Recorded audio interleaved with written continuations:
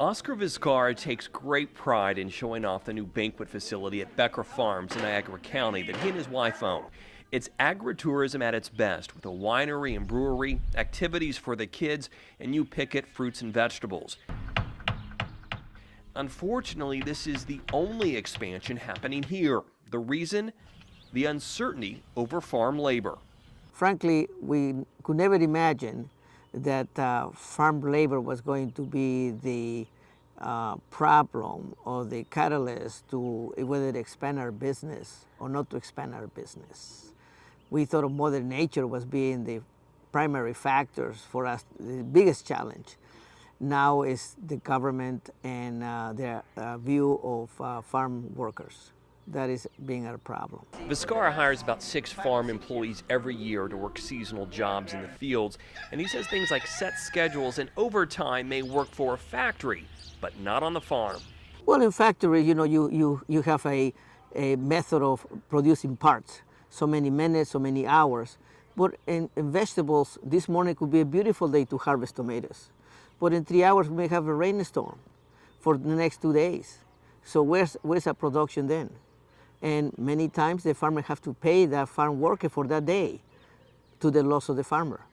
So that is the nature of it. There is no time. It's weather, Mother Nature that we're dealing with. Early spring work also going on at nearby Lamont Fruit Farms. Lamont provides clean housing and transportation for their workers, in addition to wages starting at nearly $11 an hour. They also give employees weekend days off to play competitive soccer.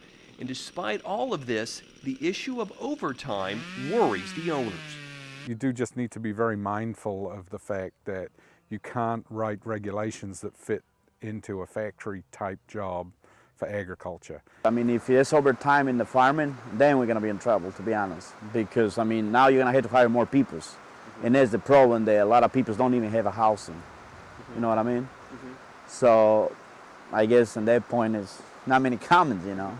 For Jose, he started here as a farm worker in 1995, becoming a supervisor in 2001, and is now part owner of the farm. He understands both sides of this issue. Well, change your mind a little bit, you know.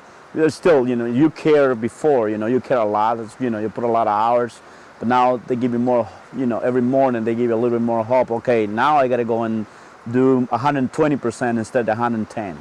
Vizcarra also has unique perspective on migrant labor issues.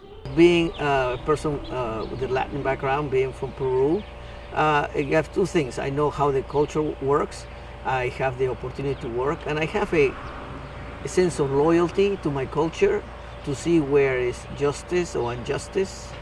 We are very happy with farm workers. They are happy with us. We work together, it's like family. I don't see, I haven't experienced any complaint as far as they are concerned.